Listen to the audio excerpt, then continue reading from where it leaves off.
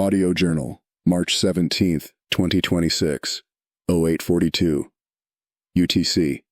Location, Reykjavik. Volcanological Institute, Iceland. Recording, Dr. Frank Renn. This is Dr. Frank Renn, lead volcanologist, Reykjavik Institute of Seismology and Geothermal Studies. I'm recording this from the Institute's observation suite.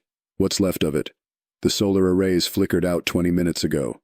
Backup batteries are holding, but we don't know for how long. I'm creating these audio records as both a personal discipline and a historical chronicle. If the servers hold, maybe someone else will hear it. Maybe someone will need to. Today is the day the Earth changed. It began at 0417 UTC, a deep tremor. Low frequency, long wave. I felt it before the instruments registered, like a slow, rolling pressure in my bones. It didn't strike like a sharp quake. It moved, as if something was shifting beneath the crust with patience, not violence. The epicenter was under the southeast edge of Öræfajökull, beneath the Öræfajökull volcanic system. The data was almost too clear, clean pulses, nearly harmonic. That's when I knew. It was magma. On the move. We've been watching Öræfajökull closely since early 2025. Increasing CO2 degassing. Rising ground deformation by nearly 11 millimeters per month. Even minor hydrothermal flashes. We knew it was waking up. But we didn't expect this. Not so soon. Not so violent. At 0502, the seismicity escalated. Hundreds of microquakes per hour. By 0558, it shifted into what we call harmonic tremor, steady rhythmic quaking that signals magma nearing the surface. At 0612, the sensors maxed out. Our Icelandic meteorological office partners triggered code red. I ran outside. I had to see it with my own eyes. The early morning horizon, just a line of gray-blue above the fjords, was already blotted out. Then at 0703, the earth opened. A thundercrack so deep it silenced the birds. Then came the column, dark red at the base, boiling into charcoal black, punched with lightning veins. Within 5 minutes it had climbed over 35 kilometers into the stratosphere. I don't even know how that's possible. VEI 6, maybe 7. Higher than Pinatubo, maybe higher than Tambora. We won't know for weeks. They're calling it the Red Awakening. A good name. It looked like the sky itself was bleeding. Ash began falling on Reykjavik by 0749. At first, just fine dust, soft as flour. But it thickened. Now it's like powdered cement. Visibility is down to 20 meters. Cars are stalling. People are abandoning them in the streets. You can taste the sulfur in the air. Metallic. Acidic. My eyes are raw. My voice, you can hear it. We're rationing air filters. There's talk of sheltering in place for at least 72 hours. But the ash isn't the only threat. The satellite data just came in from ESA. The column has injected sulfur dioxide directly into the stratosphere. Global distribution models are running now, but early predictions suggest the aerosols could reflect enough sunlight to cause a global temperature anomaly of 1.8 to 2.3 degrees C cooling. For reference, Pinatubo caused a 0.5 degrees C drop, and that disrupted monsoons and crop yields for 2 years. We're facing what climatologists call a volcanic winter onset. Less solar radiation, altered jet streams, disrupted rainfall. Crops that rely on temperature thresholds will fail. That's not fear-mongering. That's physics. I just got off the secure channel with Geneva. The UN's Crisis Climate Directorate is calling for immediate food storage activation and atmospheric monitoring. Greenland's teams are already reporting aerosol density off the charts. But I keep thinking of Öræfajökull's name, Wasteland Glacier. It feels prophetic now. There is no normal anymore, only before, and whatever comes after. Audio Journal, March 29, 2026, 1903, UTC. Location, Temporary Mobile Research Shelter, Akureyri, Northern Iceland. Recording, Dr. Frank Renn. 12 days, feels like 12 years. It's been 12 days since the eruption, I'm recording this from a field shelter set up by the Finnish Arctic Research Corps. We've relocated north to Akureyri. Reykjavik became uninhabitable 4 days ago due to continuous ashfall and structural collapses.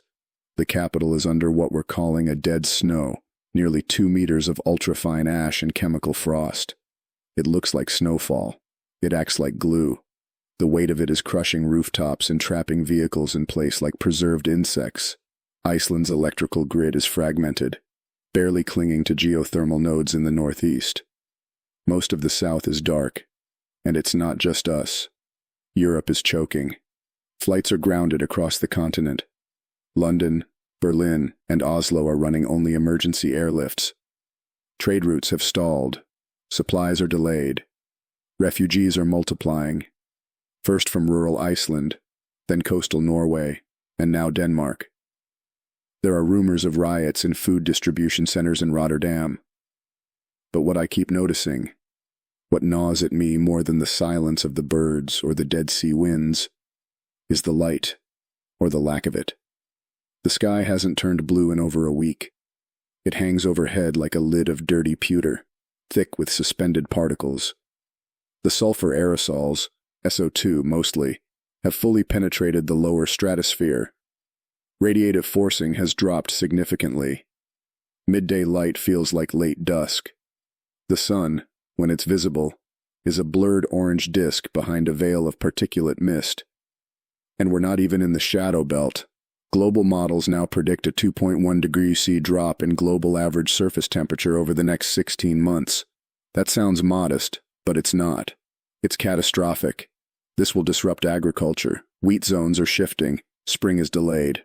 Photosynthesis is stunted in equatorial zones due to diffuse radiation.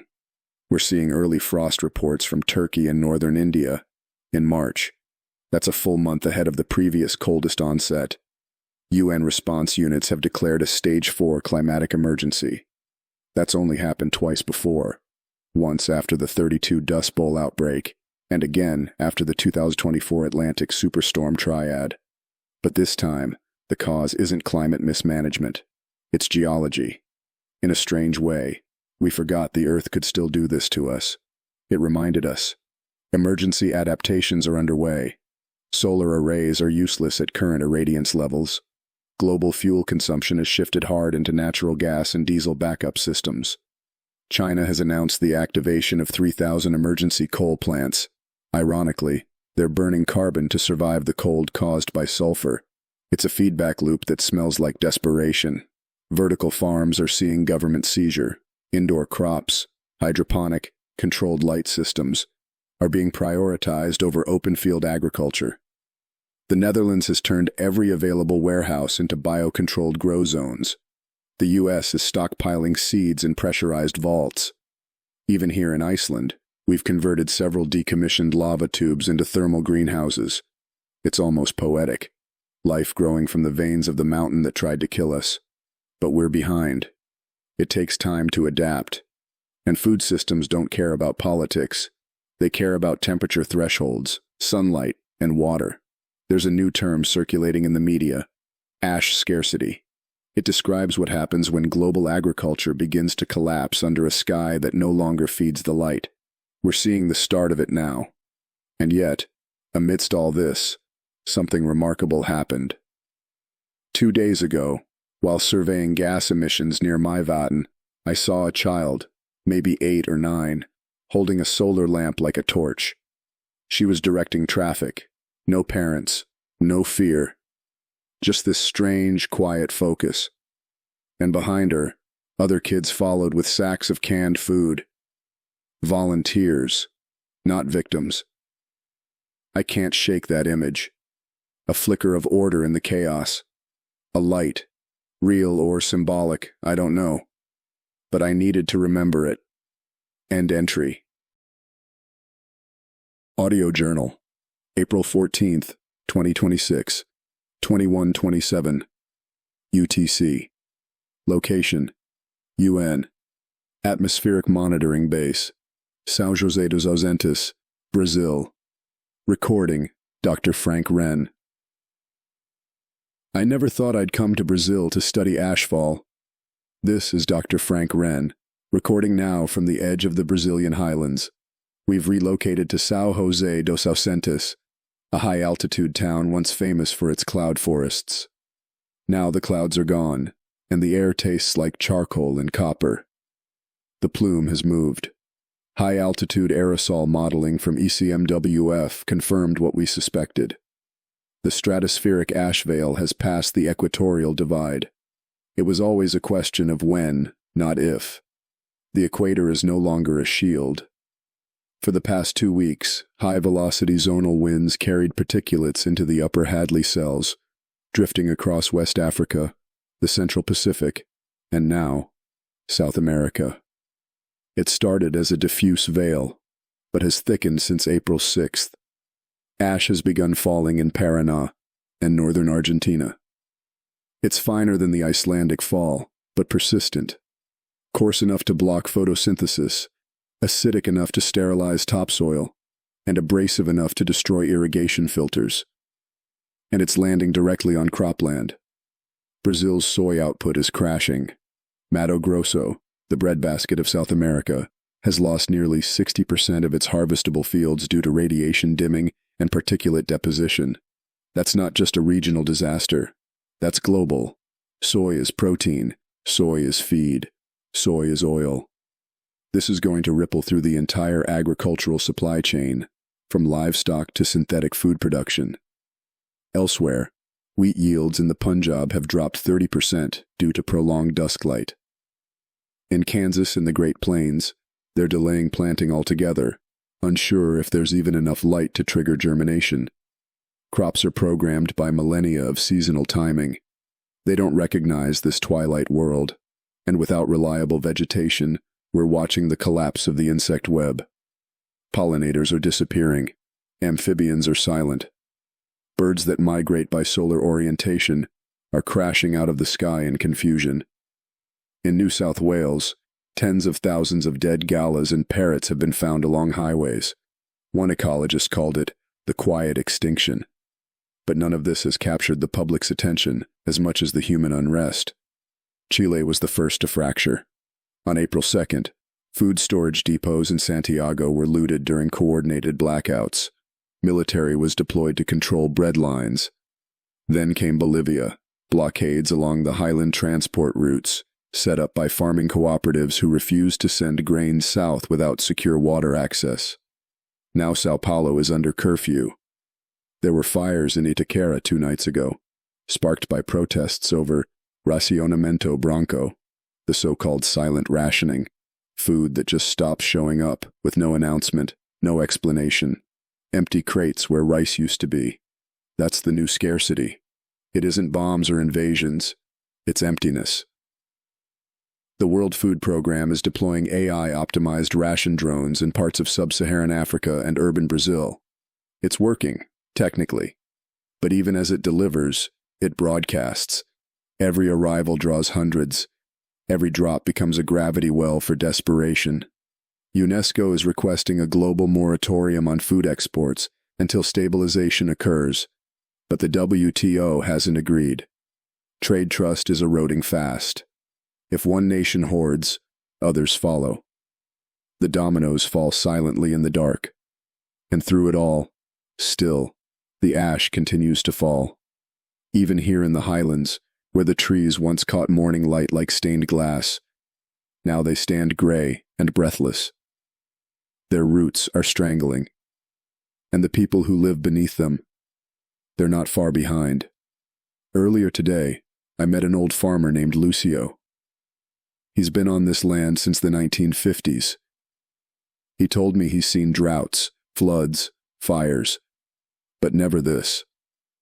He held a handful of soil in his hand, clumpy, powdery, dusted with black, and said, "It's not dirt anymore. It's just memory." I can't stop thinking about that. Not dirt, just memory. End entry. Audio Journal, May 3rd, 2026, 0642 UTC. Location, UN Atmospheric Operations Site, Almaty Region, Kazakhstan. Recording, Dr. Frank Renn. The calendar says spring. The air says otherwise. This is Frank Renn. Day 47 since the eruption. Day 26 since I last saw a clear sky. I'm stationed now at a UN-operated climate operations post outside Almaty. It was built for stratospheric monitoring, but it's been repurposed, like everything else. We're launching daily balloons, high-altitude drones, LiDAR sweeps, but none of it's yielding what we need. The skies are heavy with noise, optical haze, sulfur bands, electrical interference. The planet feels uncooperative. We've entered what climatologists are now calling seasonal collapse syndrome, a term that didn't exist 6 weeks ago. It describes the breakdown of familiar seasonal cues. April snow in Tehran, summer-like heat in Greenland, melting in some zones, early frost in others, cherry trees blooming and dying in the same 10-day span, monarch migrations that never launched, insect hatches that triggered weeks too early and were then flash-killed by cold. The Earth is forgetting its rhythms. For millennia, seasons were the clockwork of civilization. Agriculture, ritual, migration, all of it woven to that metronome. But now, the ticks are off. The gears are grinding. Everything that depends on time is slipping into chaos. In response, we've begun experimenting with cloud seeding at an unprecedented scale, an act of desperation masquerading as control. Most people know it as spraying silver iodide into the atmosphere to encourage rain. But here, we're not trying to make it rain. We're trying to clear the ash layers. Force precipitation to knock particulates out of the sky, even temporarily.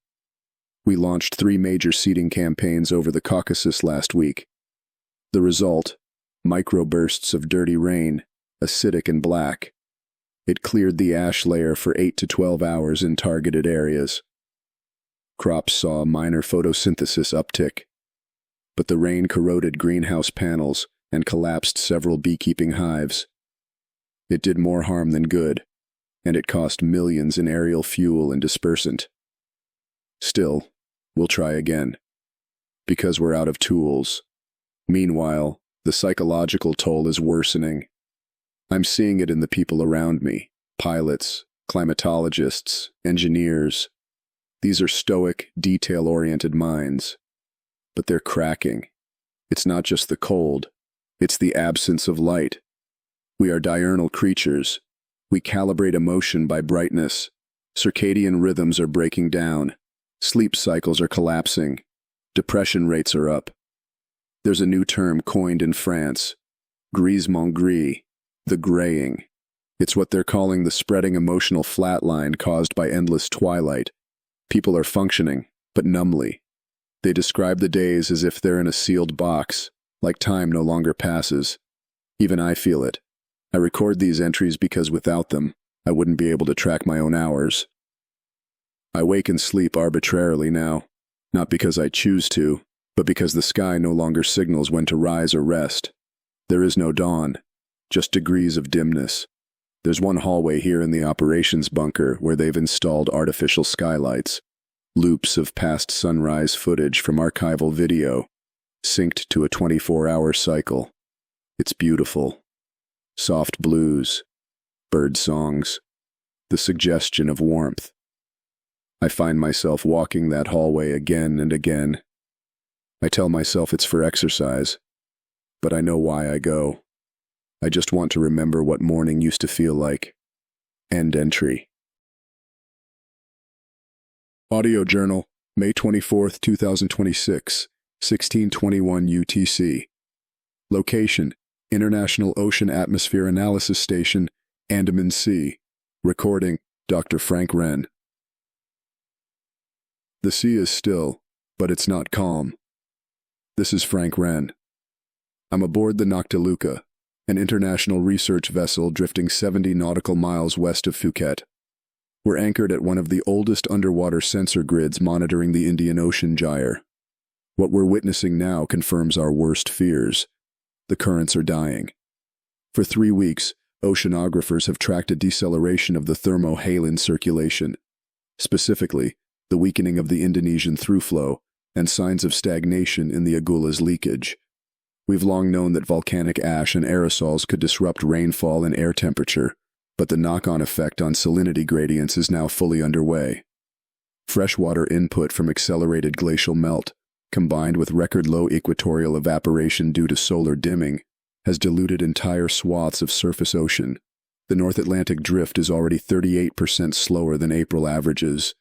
Even here in the Indian Ocean, the water is unnervingly stratified, warm and static above, cold and silent below. It's like a sea divided against itself. We're entering the first phase of oceanic overturning collapse. No circulation, no nutrient upwelling. No nutrient upwelling. No plankton. No plankton, no food chain. It doesn't happen overnight.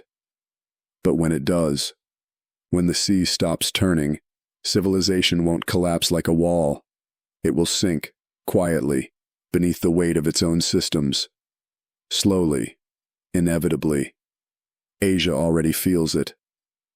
On May 15th, widespread food riots erupted in Vietnam and Bangladesh after drought-induced harvest failures. Rice exports were suspended. India shut down border crossings into Nepal. Myanmar activated its military to protect its seed banks.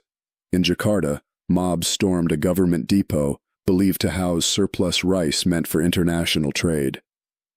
They found nothing, just empty pallets and paperwork. What triggered it wasn't famine. It was the sense of famine, the knowledge that no help is coming, that the skies will not change, that the old seasons are gone, and with them, the illusion of normal. The United Nations Climate Emergency Council met on May 18th in Geneva. For the first time in history, they've approved a planetary geoengineering protocol under Article 14 of the Climate Adaptation Accord. The plan, codenamed Project Stratoshield, involves high-altitude dispersal of aerosol reflectors and albedo-enhancing microcrystals to stabilize radiative balance and simulate seasonal temperature gradients. The irony, of course, is inescapable. We're trying to fix volcanic cooling with more aerosols. Phase 1 involves 120 stratospheric balloon platforms deployed along the equator. Phase 2 will expand to autonomous jets seeding engineered particulates at 60,000 feet.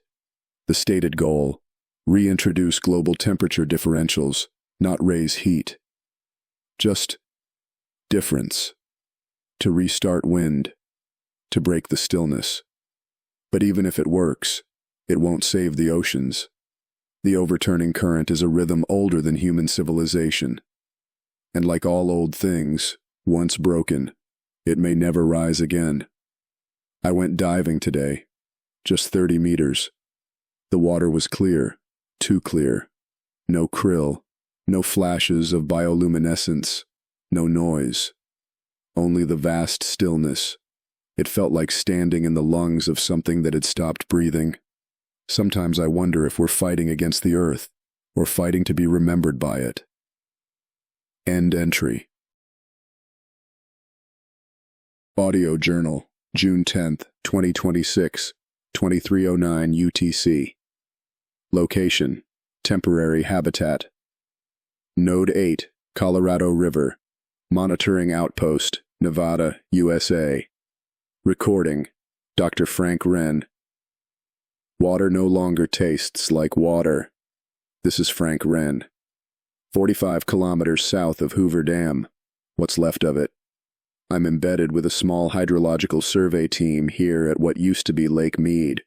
The reservoir's officially classified as non-functional. The elevation is dropped below the intake valve threshold. No more flow to California. No more electricity to Nevada. No more cooling systems for Phoenix. The desert is eating its own infrastructure. We're watching the cascading collapse of freshwater ecosystems in real time. It's not just drought. It's the convergence of multiple failures. Volcanic ashfall has modified cloud microphysics, reducing natural condensation nuclei. Rainfall isn't just less frequent. It's less likely to form at all. What rain does fall is laced with trace acids, destabilizing aquatic biomes. Entire river systems are becoming chemically sterile. Insects, algae, Frogs. Gone.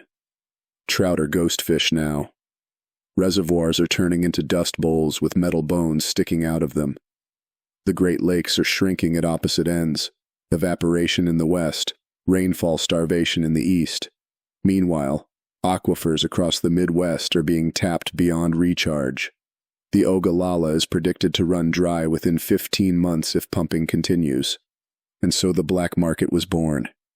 Illegal water markets are spreading like fungi through the cracks of global order. In the United States, yes, even here, water theft is now the most profitable form of agricultural crime. Farmers are drilling rogue wells under cover of darkness, diverting flow through hidden valves, and piping it to unregistered tanks.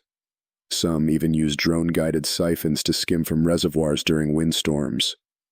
Water has become the new currency. In California's Central Valley, gangs are smuggling municipal hydrant keys. In Western Canada, tanker hijackings have tripled. In Spain, private wells are being bought up by corporate shells that lease water back to villages. Nobody uses the word theft. They call it hydro-sovereignty. It sounds abstract until you see it, until you taste it.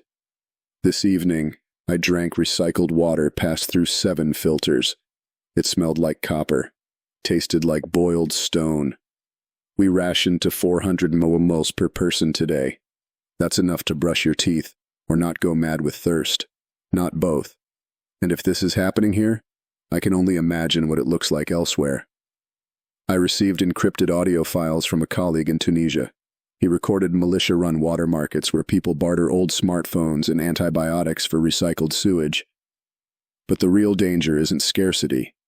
It's political fragmentation. The U.S. Southwest Compact is breaking down. States are ignoring federal water allocation rulings.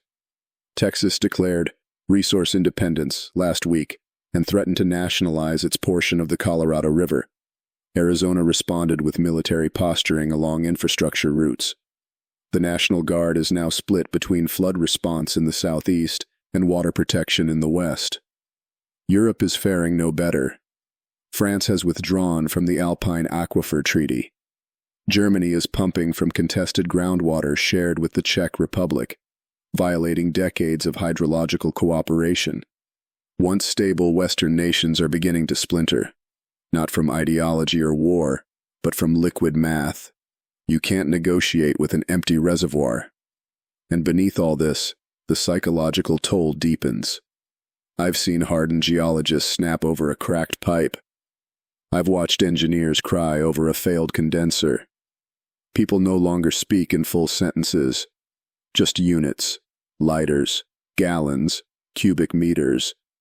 It's like our language is dissolving alongside the world we built. There was a boy outside our field tent this morning. 12, maybe 13. He was digging into the cracked mud with a spoon. Quiet, determined, not asking for help, just looking for water. And I realized, we've reached the point where children dig for water like it's buried treasure. That's how deep the collapse goes. End entry. Audio Journal, July 3rd, 2026, 0418. UTC. Location, Interim Mental Health. Research Annex, Oslo, Norway. Recording, Dr. Frank Renn. We weren't meant to live without contrast. This is Frank Renn. I've just finished consulting with the Nordic Mental Health Commission here in Oslo. The sky outside has been the same color for 5 weeks. Pale gray, lightless, featureless. The locals have a name for it now. Mellumsinnet, the pale between. A space not quite night, not quite day. Just suspended. We're starting to understand how catastrophic this suspended light is to the human psyche. Circadian misalignment is nearly universal across northern latitudes. Depression, insomnia, memory loss, and even hallucinations are now being documented at scale. Norway and Finland have converted entire subway lines into light corridors, rolling therapy stations lit with artificial sunrise lamps. But it's not enough. People aren't just fatigued. They're becoming untethered. It's not disease. It's existential dislocation. We evolved to measure time by shadows. Without them, we're losing our psychological sense of forward motion. Days blur. Emotions flatten. Conversations fragment. Some don't fade quietly, though. Some people pivot. Over the past month, radical eco-cults have surged in population across Europe and North America. They go by different names: the Lichen Path, the Ash Choir, Sons of the Unlight. But they share a common belief that the twin eruptions were not disasters, but divine corrections. That humanity must now return to silence, to shadow, to soil. I met one of their leaders through a quiet, unofficial channel. She called herself Mother Halite. She wore a cloak sewn from mylar and bark. She spoke in a measured, whispering cadence, as if her voice might injure the air. Her followers live underground in abandoned bunkers, surviving on hydroponics, earthworms, and boiled moss. They reject electricity. They reject light. To them, the sun's absence is sacred. They believe the eruptions were a cleansing, a divine rejection of industrial ego. They pray to ash. They sing beneath leaden skies. And their numbers are growing. It's hard to argue with them when the world above refuses to brighten. In the midst of all this, there was hope, or something like it. On June 21st, the former summer solstice, the Geneva Convergence Conference was held. 40 nations, 6 continental blocks. The stated goal: to restructure planetary governance for crisis coordination, a planetary parliament, emergency climate authority, a single framework to allocate food, water, and energy with real-time AI mediation.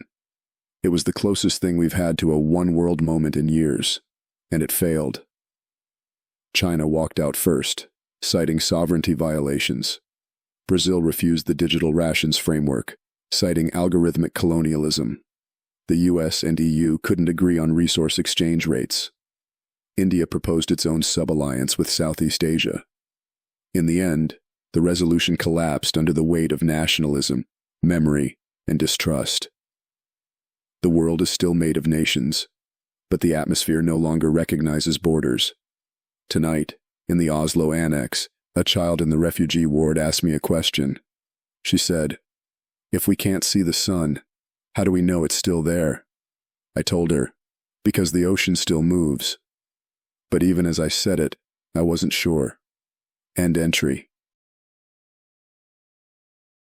Audio Journal, July 21st, 2026, 0258, UTC. Location: Seismic Listening Post, Gamma 12, Northern Mongolia. Recording: Dr. Frank Renn. I waited 7 hours for this recorder to sync. That used to be the delay between continents. This is Frank Renn, recording rather, from Post Gamma 12, an off-grid seismic listening array deep in northern Mongolia. We're 200 kilometers from the nearest powered grid. Everything out here runs on crank dynamos, paper logbooks, and a few patched-together radios scavenged from old Soviet sites. And here's why. The internet is dying. Bit by bit, node by node, server by server, the global digital infrastructure is collapsing under the weight of unstable grids, uncooled server farms, and ash-induced signal degradation. Over half the global satellite array has been rendered functionally blind by atmospheric interference and coronal scattering off the stratospheric dust veil. We can't see the Earth from space clearly anymore. The last major satellite loss was SatMap Vantage, a European platform responsible for monitoring drought migration in West Africa. It went offline 4 days ago. The cascade effect is now reaching everyday systems: navigation, logistics, trade telemetry, and agricultural feedback loops. Even data storage is deteriorating. Servers in the US and China are overheating due to interrupted cooling systems and increasingly acidic air corrosion. Cloud backups fail when clouds can't connect. The age of wireless certainty is over. In its place, analog enclaves are emerging. Some are intentional, like this seismic post. Others are ad hoc, repurposed Cold War bunkers in Poland, FM radio co-ops in the Yukon, shortwave clusters along the Andes, even physical mail riders in Australia who travel by motorbike with encrypted USBs hand-delivered across vast, unpowered terrain. They're not just survivalists. They're becoming our only form of continuity. Information now travels at the speed of breath and bicycle, and there's a strange, poetic rhythm to it, like we've reversed time not in technology, but in trust. And still, even here, even surrounded by books and bandages and handwritten maps, I heard something tonight. Below us, something shifted. At 0142 UTC, our seismic logs caught a low-frequency harmonic from the Kamchatka Peninsula. It was slow, wide, and rhythmic, too deep to be tectonic alone. We've compared it to the signature from Öræfajökull in the days before the Red Awakening. It's not identical, but close. Our analyst, Mira, young, brilliant, still stubbornly hopeful, said it felt like the Earth turning over in its sleep. Kamchatka has 29 active volcanoes. Several are overdue. One in particular, Kliuchevskaya Sopka, is currently experiencing significant magma intrusion beneath the ice cap. The patterns are familiar: glacial melt acceleration, microseisms, harmonic tremor clusters. And today, we detected a rare doublet event: 2 distinct seismic pulses, spaced 6 minutes apart, resonating like breath. I want to say we have time, but I've seen this before. I've lived it. The Earth is preparing for a second exhalation, and this time, it may not just be Iceland. This time, it may be continental. Mira asked me what we do if it happens. I didn't answer right away. I just looked at the old analog radio glowing on the desk, tuned to nothing, hissing gently like a whisper through dust. We'll transmit. We'll draw maps. We'll warn. Even if no one's left to hear us. End entry. Audio Journal, August 12, 2026. 0557 UTC. Location: Emergency Logistics Hub, B. Underground Agricultural Reserve, Southern Ukraine. Recording: Dr. Frank Renn. There's no sound quite like hunger when it echoes underground. This is Frank Renn. I'm recording from a subterranean logistics terminal beneath what used to be a major agronomic institute in southern Ukraine, now converted into a survival corridor for transcontinental food black ops. The global food system has collapsed. Not gradually, not bureaucratically. It fractured like ice under a boot. The final blow came last month. Global staple reserves, wheat, rice, corn, fell below the international food continuity threshold, 0.8 months of surplus supply. For context, the pre-eruption average was 3.5 months. It started as a distribution lag. Then it became absence. Harvests have failed across 5 continents. Photosynthetic depression from the sun-blocking aerosols reduced yields by 40 to 70%.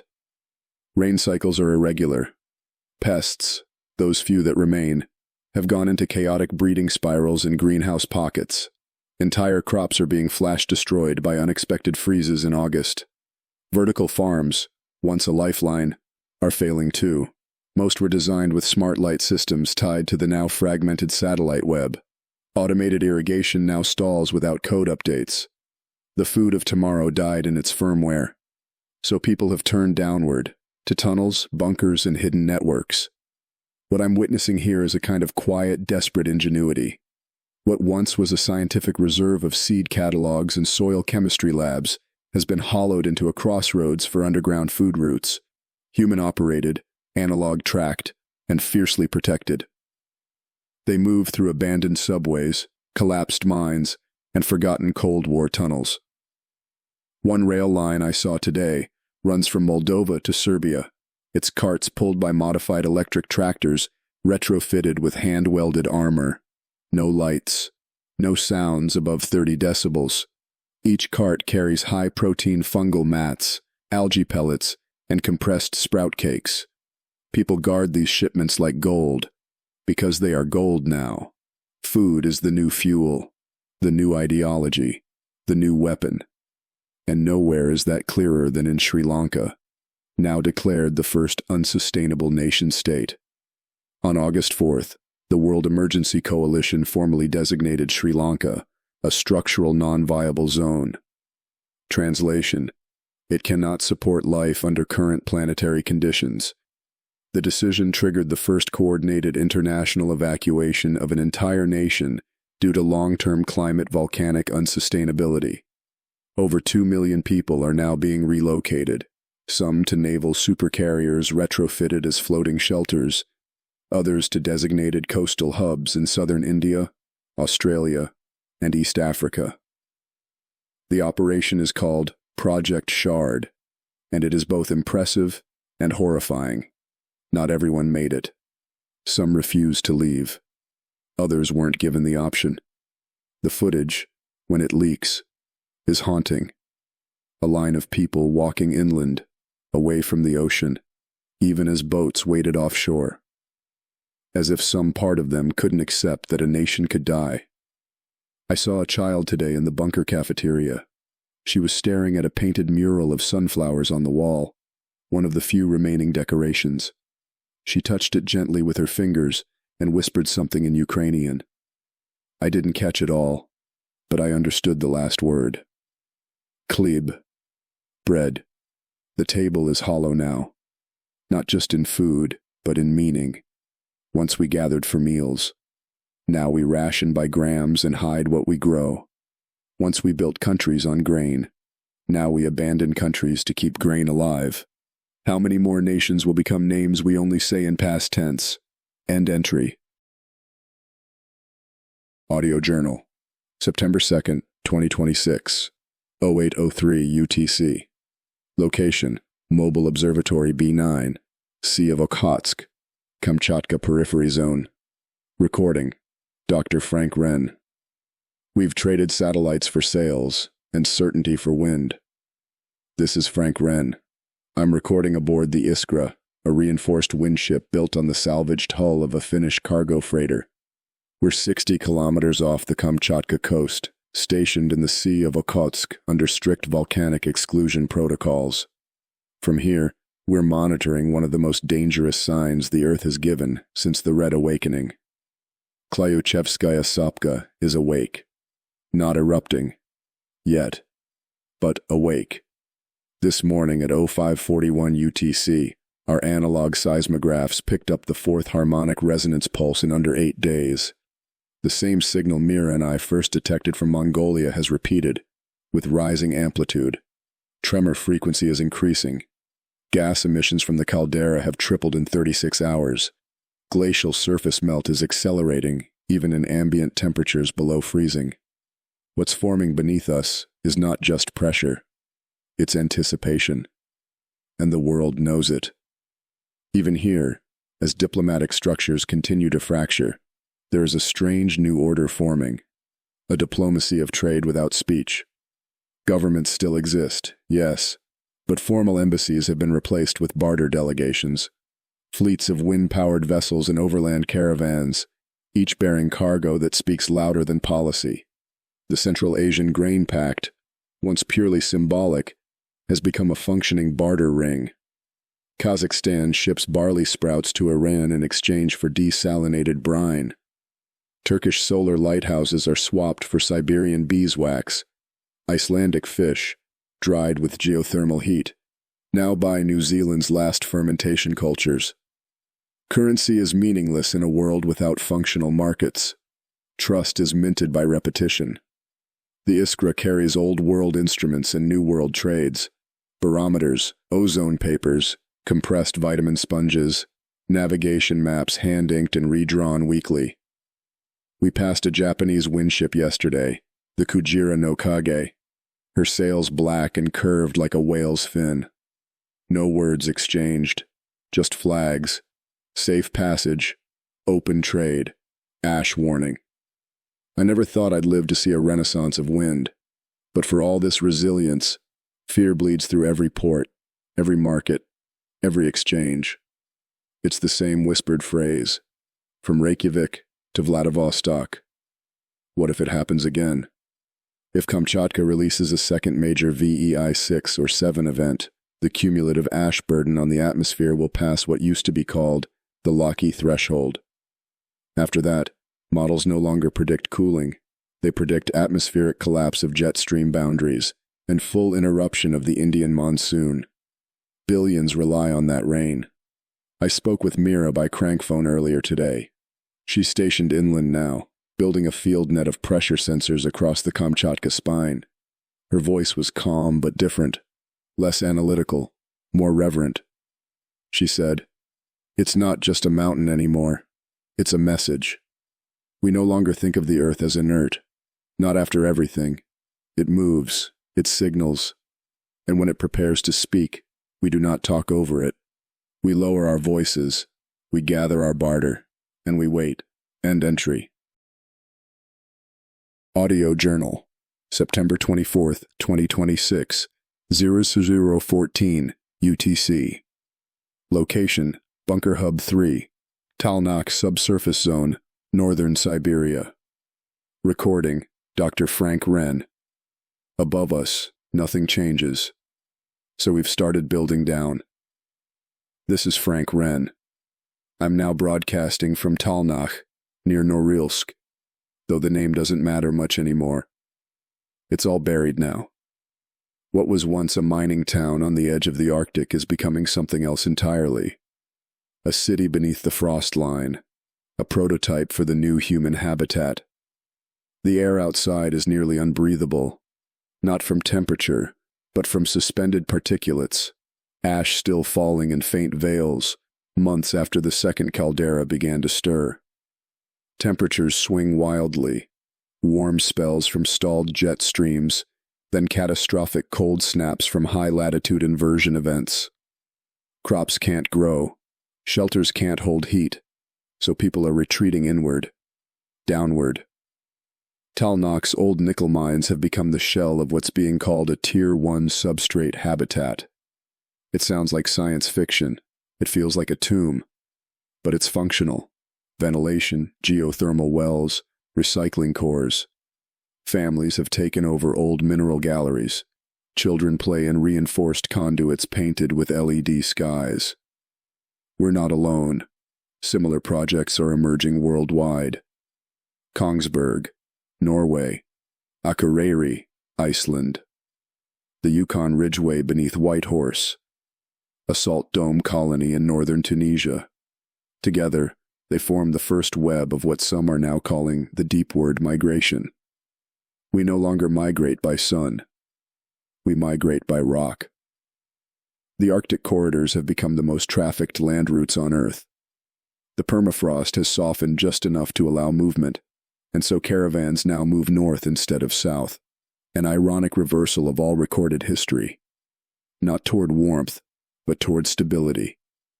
And with this physical descent comes a philosophical one. There's a growing belief, especially among the younger generation, that humanity must become a subterranean species, that our destiny was never in the stars, but in the stone. They call themselves terraforma, a movement rooted in deep ecology, geological time, and psychological recalibration. They believe the surface is not just hostile. It's a lie. A brief bloom in human history. The true future, they say, is beneath. I attended one of their gatherings 2 nights ago, deep in Chamber 7, once a dynamite depot. They'd installed mirrored panels to reflect soft amber light. Their speaker, a woman from Manitoba, read aloud from geological records as if they were scripture. She said, "The earth has always been the only mother that buries us before she's done loving us." That line stayed with me, because down here in the silence, you begin to understand what it means. We are becoming more like the planet we inhabit, layered, compressed, slow to reveal our heat. And yet, I feel the paradox. The deeper we go, the more we must remember what was above, the forests, the rivers, the starlight, Because if we forget those things entirely, then even if we survive, we'll no longer be who we were. End entry. Audio Journal, October 15, 2026, 0612 UTC. Location, Ice Core Field Base. Theta, Kamchatka Peninsula, Periphery. Recording, Dr. Frank Renn. It's not a question anymore. It's when. This is Frank Renn. I'm transmitting from Base Theta, 150 kilometers inland from the Kamchatka coastline. We're on a plateau above the Klyuchevskaya volcanic complex, surrounded by rime-encrusted seismic poles and rapidly degrading permafrost. What we're watching here is not pressure, it's prelude. There have been 12 harmonic tremor sequences in the last 48 hours, up from 5 last week. Most are deep, fluid, and widening. They're unlike tectonic quakes. These are low-frequency magma surges, deep earth exhalations.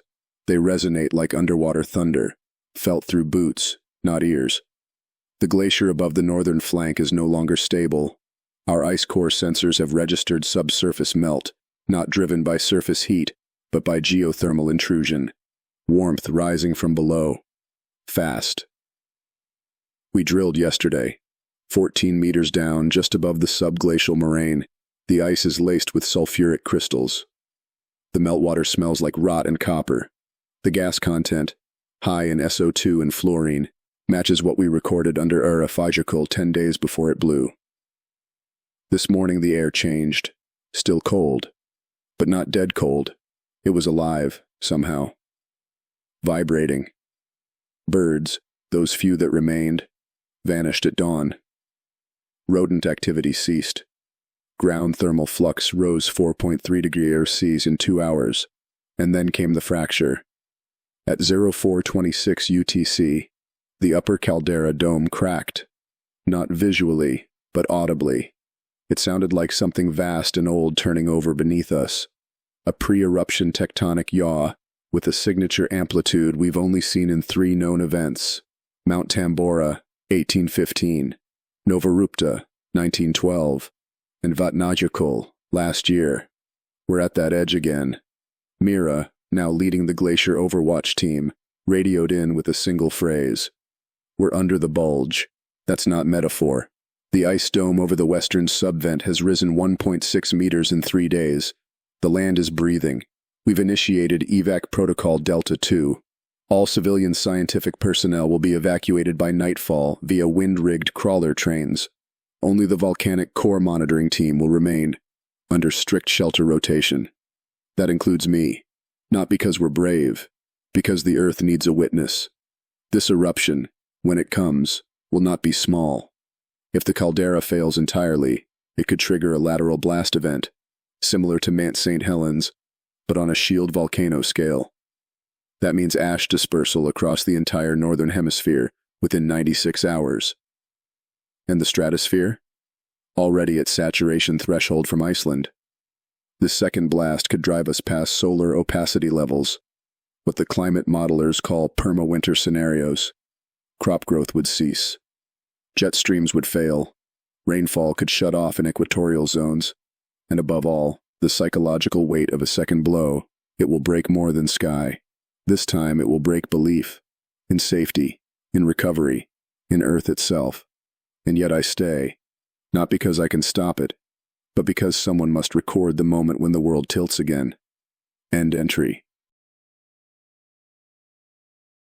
Audio Journal, October 22nd, 2026, 1742, UTC.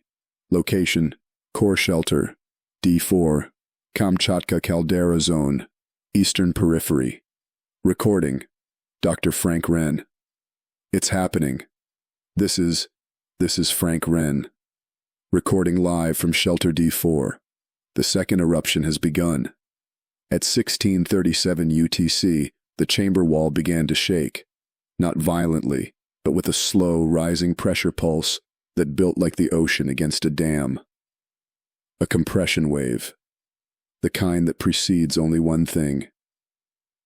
At 1641, we felt the first vertical breach. Not heard. Felt. Like the world inhaled. and then stopped. Then came the blast. A column of incandescent debris tore upward from the western caldera at an angle, bursting through the melting ice dome. It wasn't vertical, it canted, which means this is now confirmed as a lateral blast event. We've lost visual feed, but satellite shadowing and pressure telemetry suggest a projected ash column of over 50 kilometers. That's not just stratosphere, that's mesosphere breach. It punched a hole in the sky. Ashfall began here 11 minutes later. It came not as dust, but as waves, hot, laced with sulfur, heavy enough to drag down the wind. The power grid blinked once, then went black. All shelter systems are on internal battery and geothermal now. The temperature dropped 9 degrees in under 20 minutes. Not from cold, from sunlight erasure. The sky is gone. Reports are fragmenting, but what's reaching us is already grim. Vladivostok, evacuated, but firestorms reported. Sakhalin Island, visual blackouts. Anchorage, ashfall confirmed within 90 minutes of plume rise. Tokyo, air traffic grounded. Seattle, red snowfall expected by nightfall. We've surpassed every model's threshold. We are now in what climatologists once called the Gray Cascade, a chain reaction of dimming, freezing, and collapse across biospheres. This eruption isn't just bigger, it's smarter. The ash is denser than anything we measured in Iceland. It clumps, it sticks, it contains particulates that bind water vapor and prevent condensation, an engineered darkness, sculpted by geology. Everything outside sounds muffled, like being wrapped in thick fabric underwater. The earth is insulated now, against itself. Mira's last radio transmission came through 6 minutes before the breach.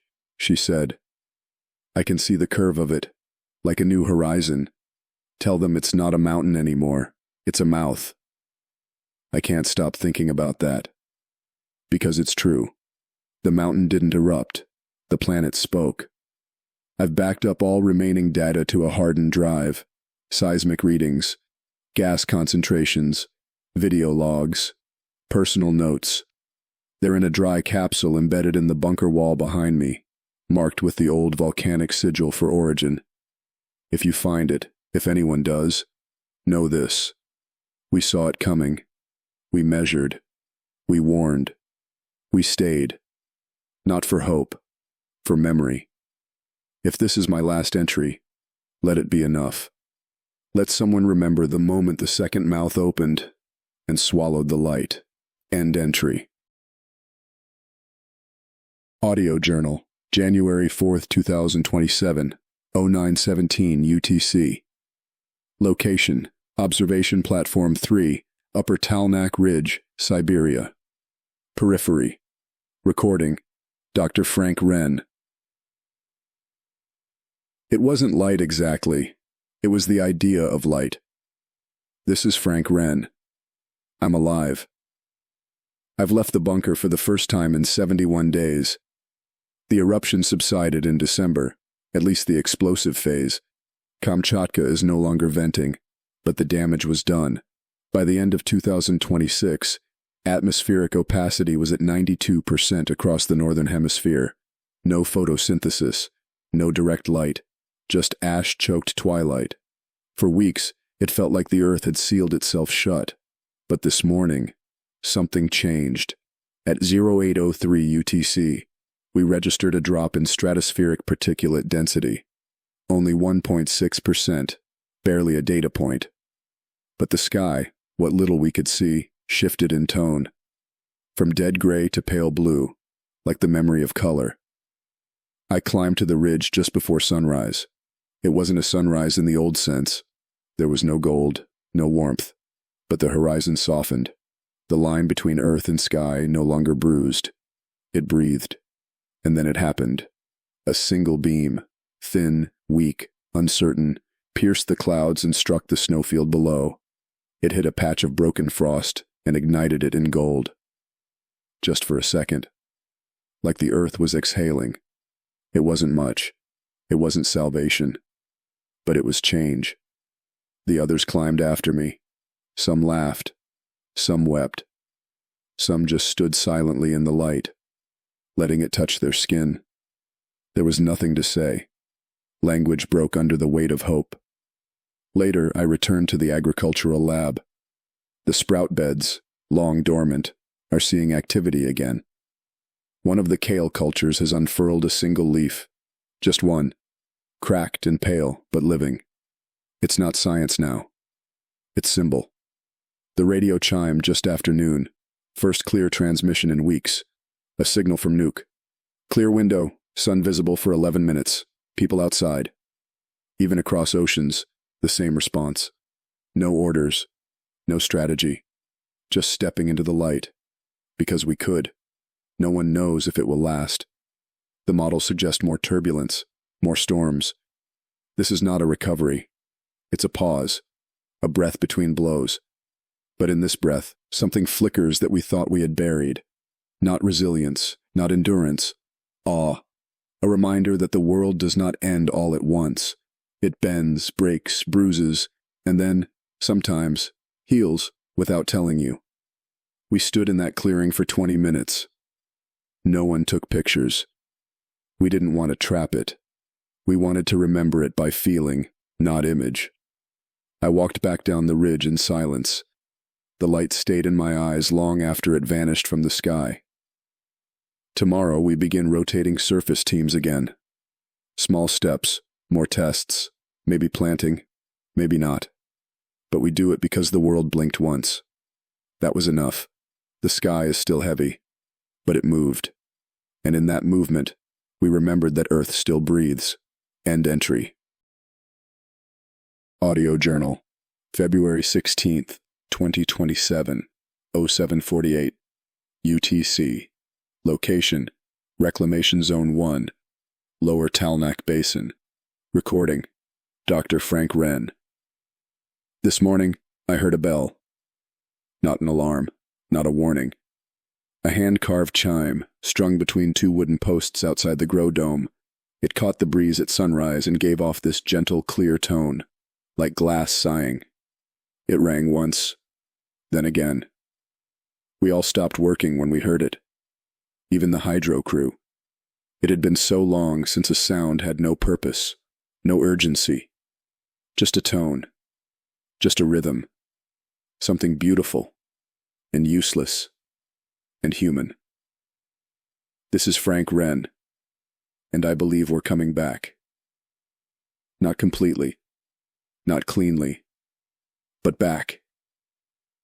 The soil in Reclamation Zone 1 has begun to stabilize. We've tilled and pulverized basalt and ice melt sediment to restore structure. Microbial life is returning, slow but consistent. Earthworms from cryostock were released 3 days ago and are already tunneling. This morning, we planted a test row of potatoes. The sky still flickers between ash-veiled gray and pale blue. But when it clears, even briefly, there's enough UV to spark green. Our solar collection rates have doubled since mid-January. Birds are migrating back. Not many, but enough to hear, enough to notice.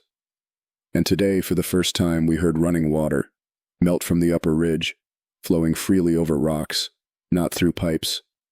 No pumps, no tanks, just gravity and thaw. That alone felt like an ancient miracle. Even laughter sounds different now. People are still cautious, still pale, still grieving. But when someone tells a joke, they don't whisper it. They say it aloud, like throwing a stone into a still pond. I walked the southern grove line this morning. We've cleared space for birch saplings, if they can take root. Along the trail, I saw someone had laid out flat stones in a spiral pattern. Not functional. Just a gesture. A pattern in the dirt. I think we're remembering how to shape the world again, not just survive it. Later today, we'll light a communal fire. Not for heat, but for story. We haven't done that since before Kamchatka broke. Not because we couldn't, but because no one knew what to say. Now they do. Or at least, now we'll try. I don't know if this is the end of the event.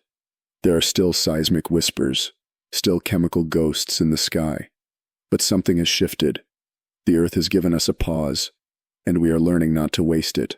This morning, a child, maybe 6 years old, ran barefoot across the softened mud, laughing, holding a stick like a sword.